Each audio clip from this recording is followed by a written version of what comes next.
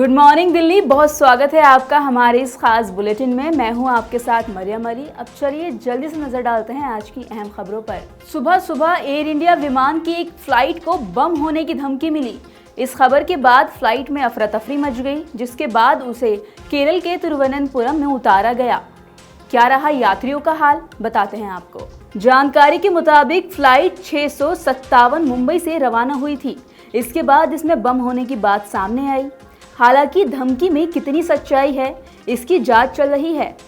विमान को तुरंत तिरुवनंतपुरम एयरपोर्ट पर उतार लिया गया था। वहीं एयरपोर्ट की ओर से बताया गया कि बम की धमकी मिलने के बाद पूरी तरह से आपातकाल घोषित कर दिया गया। विमान को आइसोलेशन में रखा गया है। सूत्रों के मुताबिक फ्लाइट सुबह करीब 8 बजे हवाई अड्डे पर उतरी।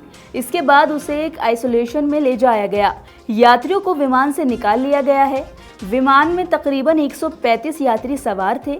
मामले की जांच चल रही है। उधर एम्स प्रशासन ने रेजिडेंट डॉक्टर्स से हड़ताल खत्म करने की अपील की है। उन्होंने कहा है कि आपको सुरक्षा मुहैया कराई जाएगी। इसी के साथ अब डॉक्टर रीमा ने आगे क्या बताया कि प्रशासन ने और क्या बातें कही हैं, किन बातों को मुहैया कराने के बारे में कहा गया है, सुनिए आप उन्हें।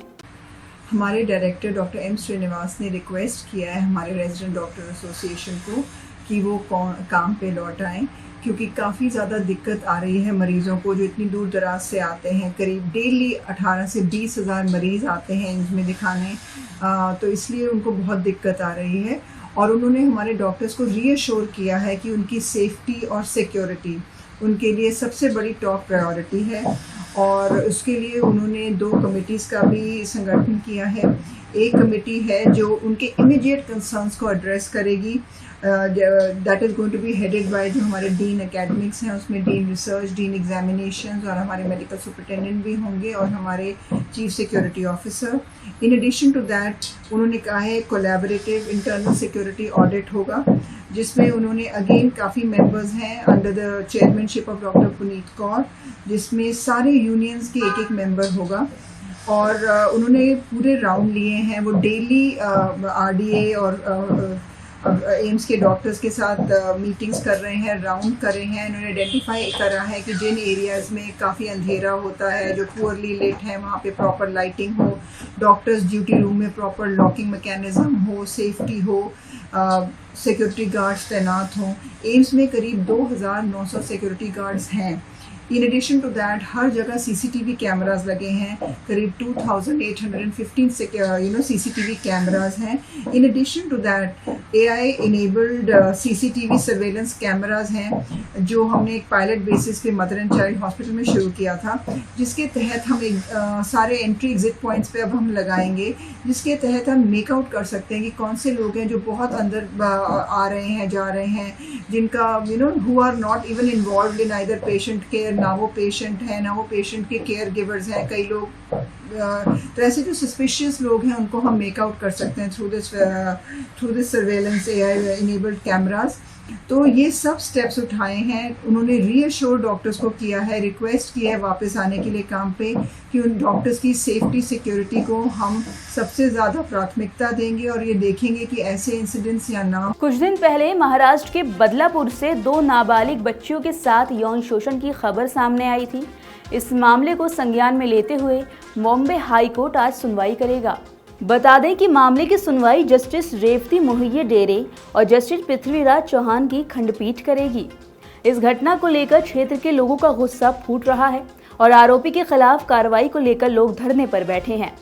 बता दें कि 12 से 13 अगस्त को मुंबई के पड़ोसी जिले ठाणे के एक शहर बदलापुर के एक स्कूल में 2 छोटी बच्चियों के यौन शोषण का मामला सामने आने के बाद मंगलवार को बदलापुर में करीब पूरे दिन प्रदर्शन चलता रहा।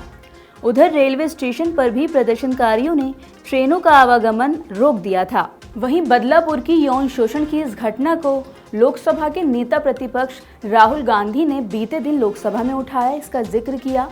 उन्होंने कहा कि राज्य सरकारों और सरकार को, केंद्र सरकार को ये सोचना चाहिए, मंथन करना चाहिए कि हम देश की महिलाओं, बच्चियों के लिए सुरक्षा के क्या कदम उठा रहे हैं। इसी के साथ उन्होंने अपने एक्स अकाउंट पर लिखा, बंगाल, उत्तर प्रदेश और बिहार के बाद महाराष्ट्र में भी बेटियों के खिलाफ शर्मनाक अपराध हमें ये सोचने पर मजबूर करते हैं कि एक समाज के रूप में हम कहाँ जा रहे हैं। बदलापुर में 2 मासूमों के साथ अपराध के बाद उन्हें न्याय दिलाने के लिए पहला कदम तब तक नहीं उठाया गया जब तक कि जनता न्याय की मांग करते हुए सड़कों पर नहीं उतर गई। इसी के साथ कांग्रेस नेता ने कहा कि क्या अब हमें एफआईआर दर्ज कराने के लिए भी प्रदर्शन करना पड़ेगा? पीड़ितों के लिए थाने जाना भी इतना मुश्किल क्यों हो गया? उन्होंने कहा कि न्याय दिलाने से ज्यादा अपराध को छिपाने की कोशिश की जाती है और इसका सबसे बड़ा शिकार महिलाएं और कमजोर वर्ग के लोग होते हैं। साथ ही उन्होंने कहा कि एफआईआर दर्ज न करने से अपराधियों को बढ़ावा मिलता है। आंध्र प्रदेश के अच्युतापुरम में बीते दिन एक फार्मा फैक्ट्री में आग लग गई। ये आग इतनी भीषण थी कि इसमें अब तक 17 लोगों की मौत हो चुकी है और साथ ही 33 लोग घायल बताए जा रहे हैं। अनकापल्ली की जिलाधिकारी विजय कृष्णन ने बताया कि दुर्घटना दोपहर करीब 2:15 बजे एसेंटिया एडवांस साइंटिस्ट प्राइवेट लिमिटेड के संयंत्र में हुई। घटना के बाद इलाके में हड़कंप मच गया। धमाके की आवाज इतनी तेज थी कि आसपास के लोग सहम गए। मौके पर पहुंची टीमों ने राहत काम शुरू कर दिया था। डीएम ने बताया कि फैक्ट्री में 2 पालियों में 381 कर्मचारी काम करते हैं। विस्फोट दोपहर को लंच के वक्त हुआ, इसलिए कर्मचारियों की उपस्थिति कम थी। उन्होंने कहा कि संदेह है कि विस्फोट बिजली के शॉर्ट सर्किट की वजह से हुआ।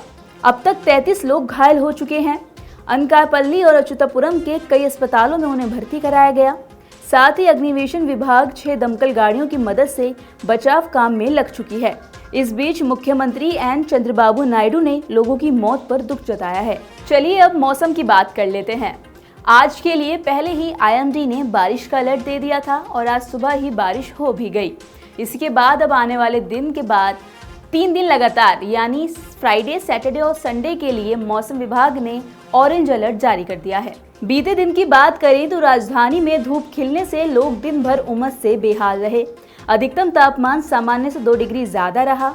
मौसम विभाग ने आज के लिए बारिश की संभावना जताई थी। इस दौरान आसमान में बादल छाए रहे और बारिश हो गई। इससे अधिकतम तापमान 35 और न्यूनतम तापमान 27 डिग्री सेल्सियस पहुंच गया।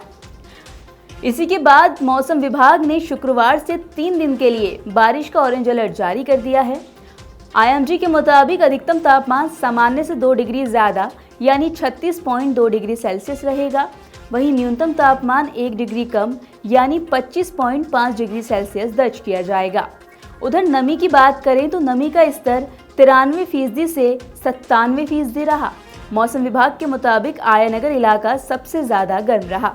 उधर बिहार में धीरे धीरे मानसून कमजोर पड़ रहा है। कुछ जिलों में इसका प्रभाव अभी भी जारी है। इस बीच मौसम विभाग ने 5 जिलों जैसे बक्सर, कैमूर, रोहतास, औरंगाबाद और गया जिले के 1 या 2 स्थानों पर तेज बारिश की संभावना जताई है। साथ ही मौसम विज्ञान केंद्र पटना के अनुसार मानसून ट्रफ रेखा की श्रीगंगा, ग्वालियर, सतना, रांची होते हुए बांग्लादेश पर अवस्थित निम्न दबाव के क्षेत्र से होकर गुजरेगी। तो ये थी आज की वो बड़ी खबरें जो हमने आपको बताई। हम आपको इसका अपडेट भी देंगे। इसके लिए आपको जुड़े रहना होगा नवोदय टाइम्स पंजाब केसरी के साथ।